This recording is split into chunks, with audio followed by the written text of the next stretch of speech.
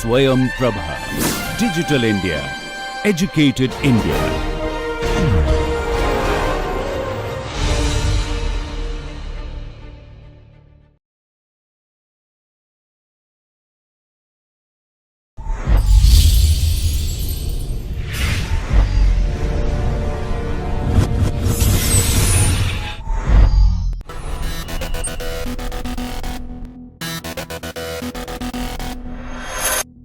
Let me begin with the physical infrastructure in India, especially after independence.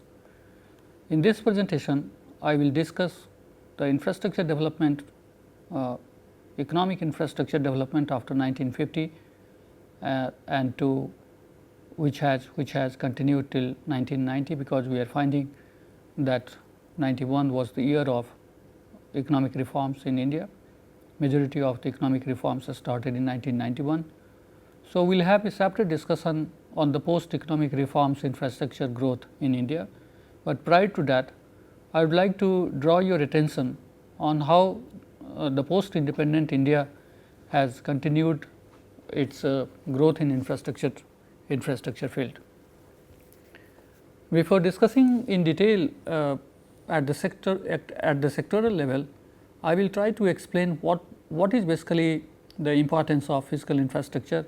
It is true that we have discussed enough about the role of infrastructure in economic growth, but let me again recap before discussing the different areas of infrastructure in India.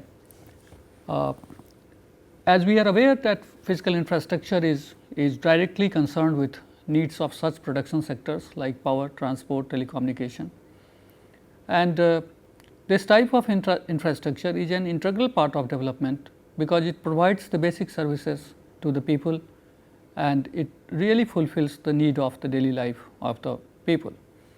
So, it is indeed important that what type of physical infrastructure is going to develop in any country, in any economy. And if you can just see here that these facilities has the forward and backward linkage. If a economy is adding certain infrastructure, we have theoretically proved, we have seen theoretically that how production possibility curve shift. If you will again remember one of my introductory lecture, you will find out that these infrastructure are helping the economy to move to shift from the previous production possibility curve to the rightward production possibility curve, and this movement, this shift is not possible without having the infrastructure facilities developed in any economy.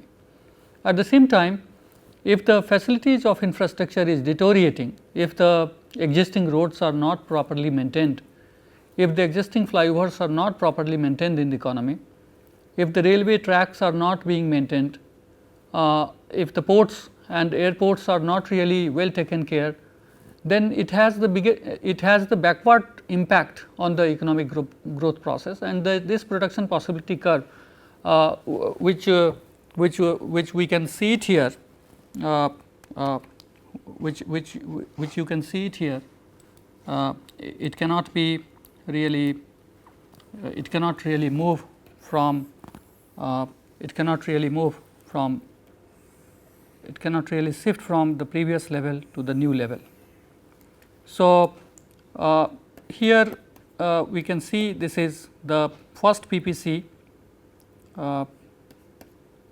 this is the second production possibility curve, and the second production possibility curve shows that how the new level of infrastructure has moved the country's possibility. Suppose production possibility curve is the curve which shows the country's production possibility between two goods.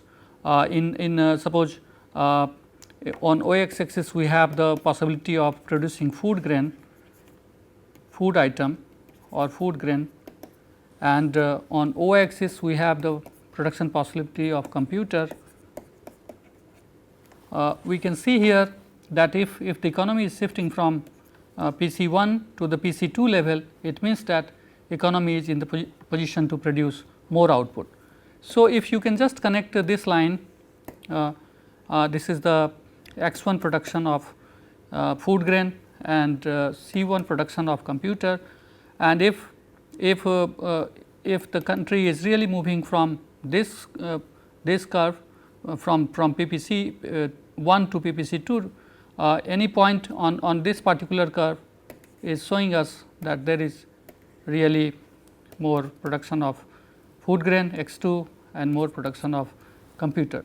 This has not happened without having proper adjustment in the proper growth of the physical infrastructure in the economy. So, let us come back to the discussion which we are having, that physical infrastructure is really helpful in the production of in the further production of the economy, because it really improves the competitiveness, supports the productive sectors, generates high productivity and leads to economic growth in a country. The total investment in infrastructure, which includes roads, railway, ports, airports, electricity, telecommunication, oil and gas pipelines and irrigation, is estimated to have increased return, because whatever expenditure a country is having, really those investment, those expenditure on these items are really giving us more increased way of return. So, that this physical infrastructure growth is really important for any country. Given this background, let me start the discussion on what was really the contribution of government in the development of infrastructure, because after independence in 1950-51, we thought that India thought that there is a need to have the infrastructure development, but the entire development process was having a different set of policy argument, and that was basically the socialistic pattern of the society. The Prime Minister, then Prime Minister Pandit Jawaharlal Nehru, was more convinced with the socialistic model of governance, in which a state has to play a very prominent role. So, entire production mechanism was basically completely dependent on the role of the public expenditure, and public sector really played a very dominant and very dynamic role in building physical infrastructure in India in the beginning of the planning in India, or we can say the entire planning period starting from 1951 till the end of the planning commission. We are finding that it was really concerned about the public expenditure for the infrastructure development. Apart from the recent movement where we were started looking for the public private partnership and the private entry in the infrastructure development, but for till 1990, India was one of the economy in the world which were more dependent on the public expenditure for infrastructure development, because private parties within the country and private parties outside the country were not allowed to really have such development, to have such participation in the infrastructure development. Government were really having different restrictions on the private entry in the infrastructure projects, and that way we found that India's infrastructure development from 1950 to 1990 was basically the matter of public expenditure and really the government control. So, if we can again see the role of the government in and its impact on the infrastructure, India had a very long inning of public sector involvement in infrastructure development, and the restriction on the entry of private investment was really affecting the overall growth of the economic and social infrastructure. So, the physical infrastructure started facing the problem of delivery and efficiency after independence. It was true that public expenditure was continued in Indian Railway, public expenditure was continued in airways, in ports, in roads, but at the same time it was just because the huge investment of the public sector, and there were so many political interference in such investment, in such expenditures, and the fact was that India was not really having different resources to allow such expenditures. Somehow we were dependent on the assistance from the international agencies and the loan from the international agencies for the further development of infrastructure, and government were taking loan from the different agencies for such development, and it would have been an opportunity to allow the private parties within the country and outside the country to become the partner in the public sector, to become the partner in the infrastructure growth, which is happening today, but it has not happened during 1950 to 1990, which was one of the golden era for developing such infrastructure. And we have seen that even the partition of the country has really derailed the infrastructure development process soon after the independence. So, if one can see just the background of the infrastructure in India, India had a very basic infrastructure development during the colonial period, but the basic infrastructure such as railways, ports, water, transport, post and telegraph services were really developed not by the government after post independence, but by the Britishers before the post independence. And the famed railway network needed upgradation, expansion and the public orientation. The Indian road network was only a very small million kilometer in 1951, which has to be extended, which was supposed to be extended, and the government tried to really develop the road networks. Here in this statistics, we can see here the post partition division of the railway infrastructure. In terms of locomotive, we had 7,248 passenger coaches, we had 20,166 coaches. Goods wagons were 2,10,099, where the kilometers railway lines were 54,376. If after the partition we had to also divide the Indian railway infrastructure with Pakistan, and then the locomotives in Pakistan at that time was 1,339, passengers coaches 4,280, goods wagons 40,221, and the rail line kilometers were 11,133.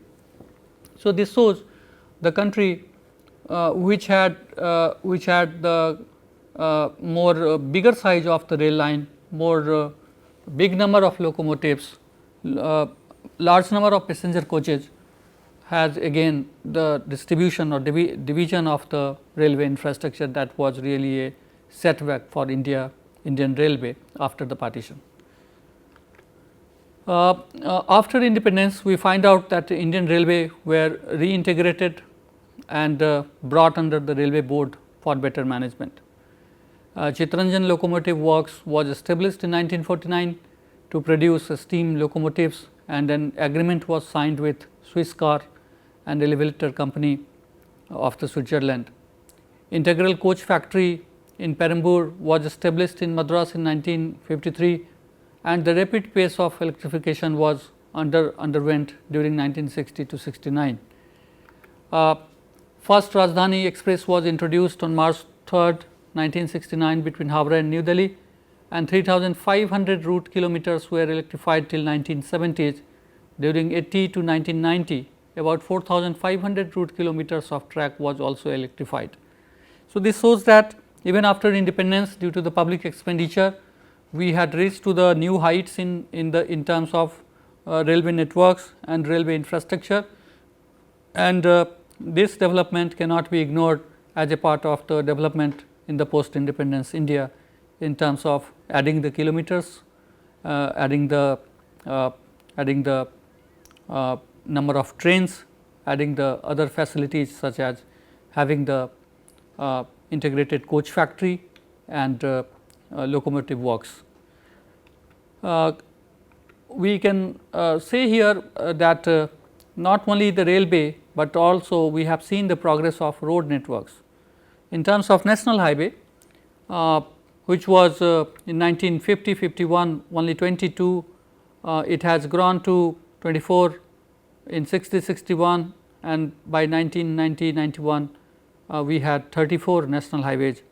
At the same time, we had a state highways which was 52 in 1950-51 only 45. Within 10 years, the state highways has increased from 45 to 62. Again, in 1970-71, a state highway has increased from the previous level of 62 to 70. By 1980-81, the state highway has increased from the previous level of 70 to 95.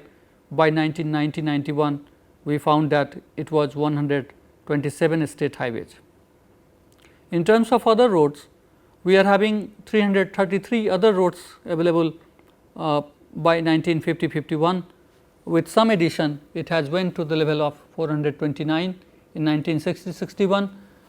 By 1970-71, it reached to the level of 821. Again, by 80-81, 1352 other roads were added, and by 1991, we found that 2166 other roads were added. So, in terms of national highways, we have increased. In terms of a state highway, we have increased threefold.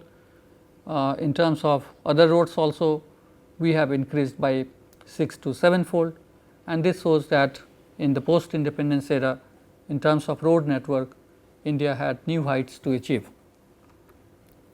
In case of airways, if we will see the airways infrastructure development, after the independence, civil aviation was in war torn condition with lack of basic infrastructure facilities. Runways were fit for only a small medium sized aircrafts. 8 air transport companies were operational in India at the time of independence. These include Tata Airlines, Indian National Airways, Air Service of India, Deccan Airways, Ambika Airways, Bharti Airways and Mystery Airways. An agreement was signed by Air India with the government for the operation of international service under the name Air India International Limited in 1948. So, soon after the independence, we found that there was some movement to have the international service in the name of Air India, which was well supported by the government of India. So, civil helicopter services were started in 1953 in the country. DGCA remained the authority for civil aviation activities in India till 1970s. So, the International Airport Authority of India was also established in 1972 as one of the authority to take care of the activities related to the airways. The National Airport Authority was constituted in 1986, and till 1990 the focus was to develop to have the development of only 4 international airports: Delhi, Mumbai, Bombay, Calcutta and Madras. Because these 4 cities were also developed previously in terms of infrastructure by the Britishers, and having the background of previous development, even after post development era, we found that all these cities continued to get infrastructure growth even by the public support, by the public expenditure. And since Delhi was the capital, the political capital, Mumbai was the financial capital, Calcutta was the business capital, and Madras was well connected with other 3 cities, and also having the sea route. These cities were also developed properly in case of in terms of airways infrastructure. If you see the waterways infrastructure developed after post independence, there were major 5 ports in India in 1951, which has aggregate traffic increased moderately during the first 25 years after independence, from 20 million tons in 1950 to 67 million tons in 1971. So, it was a moderate increase in the traffic, especially in the waterways. Crude oil and iron ore are the main commodities handled by the ports. Indian shipping had 59 vessels in 1947, which was increased to 65 in 1982. Cargo increased from 14 million tons in 1973-74 to 28 million tons in 1979 and 80. So, in case of waterways also we found that there was a moderate infrastructure developed after the post independence, and again credit goes to the expenditure made by the government. In terms of electrification or electricity growth, we can see here that in 1947 the installed capacity in India was 1362 megawatt, number of village electrified by 1950 is shown around 3061 village. Length of T and D lines were 29,279, and per capita electricity consumption, which was at the time of independence 16.3, has increased by 2 more points, around 18.2. In 1956 we found that the installed capacity of megawatt has increased from the previous level of 1713 megawatt in 1950 to 2886 megawatt. The number of villages electrified in 1956 was much improved from the 1950 level, but again it was really very small size in terms of having the number of villages in India at that time, but still 7294 villages is showing that soon after independence and soon after the first 5-year plan, India achieved just just 2 times increase in terms of the number of village electrification. In terms of length of T and D lines, we also found that after at the time of first 5-year plan completion, India had a tremendous increase in terms of T and D lines, which has increased from 29,271 to 85,427. In terms of per capita consumption also, as a result of the development in electrification, we had 30.9 kilowatt per capita consumption, kWh consumption after 1956. Compared to 1956, if one can see the 1961 data in terms of per capita power consumption, we again reached to the new height, and that was 45.9 kWh. Compared to 1947, this increase is around 3 times compared to 1947, and this happened only in 13 years time. In terms of number of village electrified in 1961, it crossed 21,754, and this shows that compared to 1956, India had more village electrification on a very fast speed, and it is around 3 times higher than the previous level of 1956. If we see the electrification and the per capita consumption in 1966 compared to 1961, we again found that in terms of installed capacity of megawatt, in 1961 around 9,027 megawatt capacity was installed, while the number of villages electrified was 45,158. So, compared to the previous previous statistics of 1961 of the village electrification, we have much advanced growth rate of 45,158, and it has impacted the per capita consumption of the electricity, which has increased from the previous level of 45.9 in 1961 to 73.9 in 1966.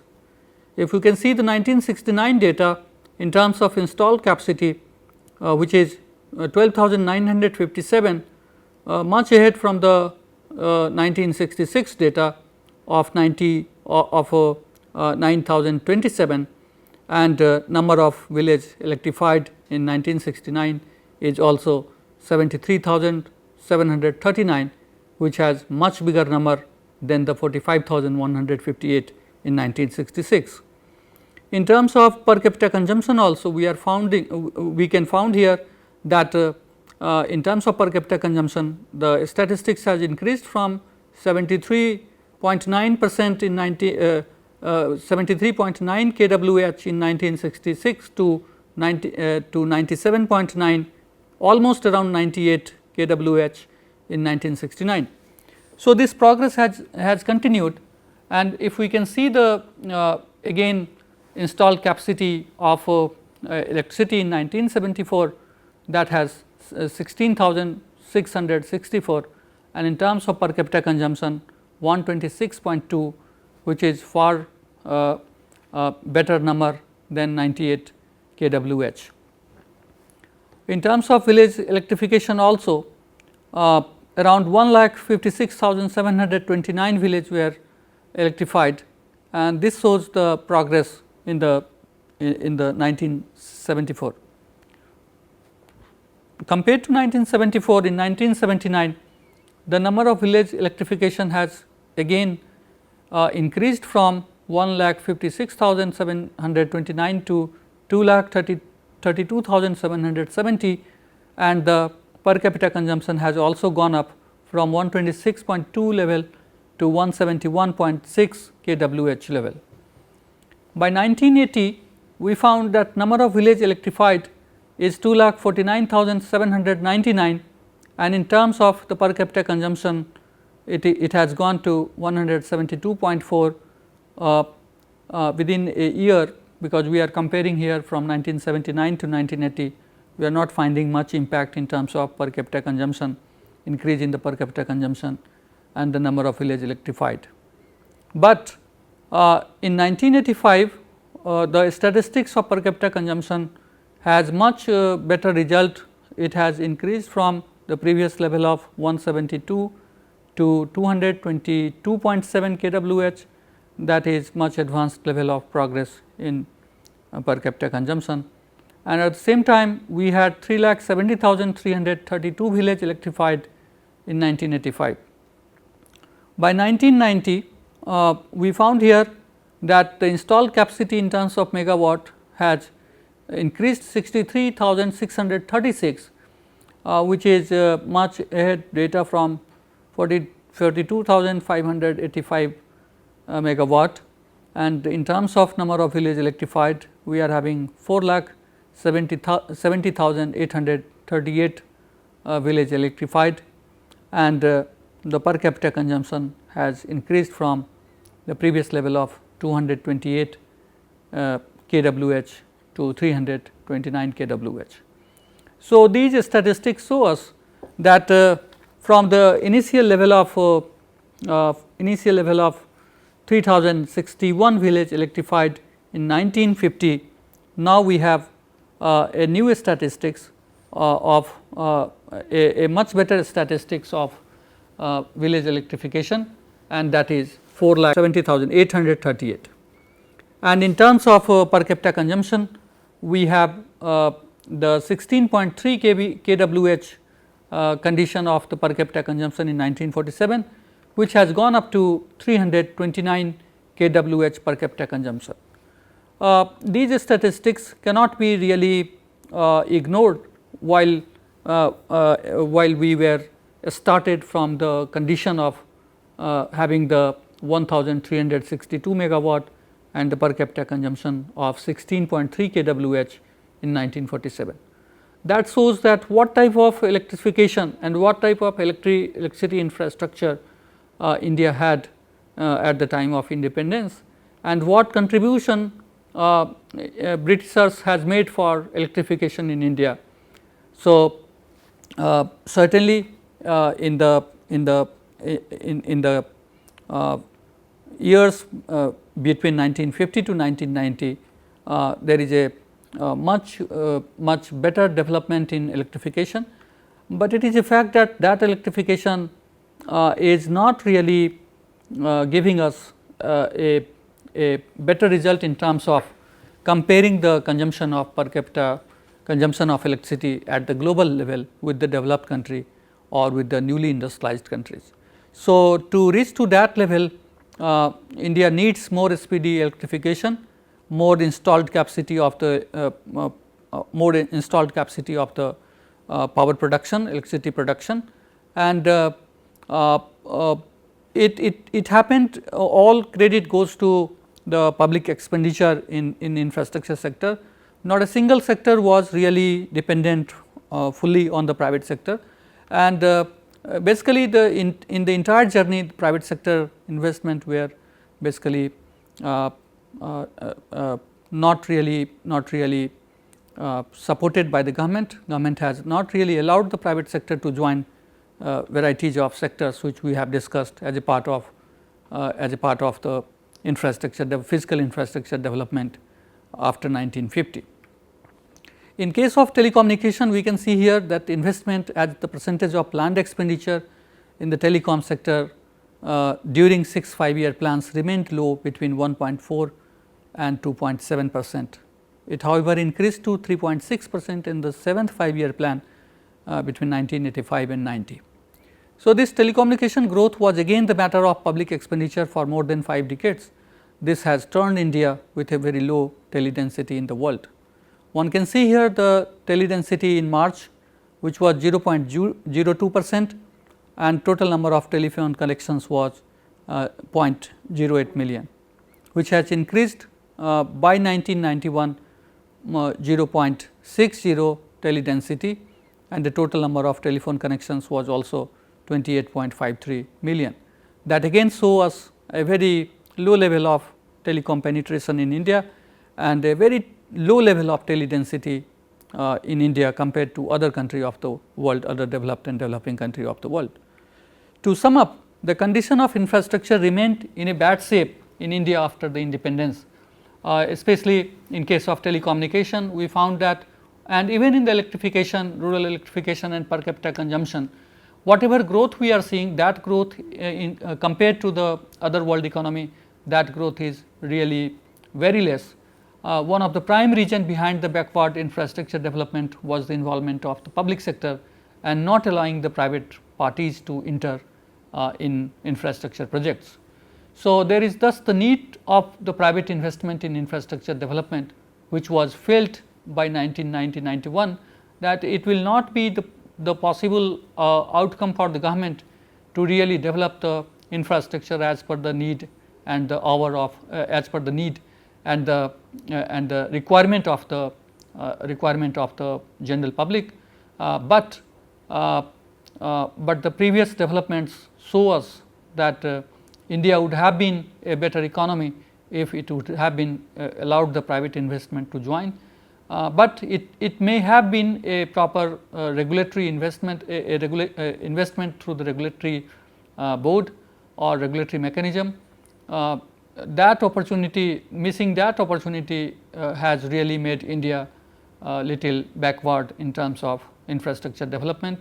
Maybe after discussing the growth of social infrastructure in 1950 to 1990, we will again try to see that what happened in infrastructure growth after 1991, after the economic reforms process in our next few lectures. Thank you.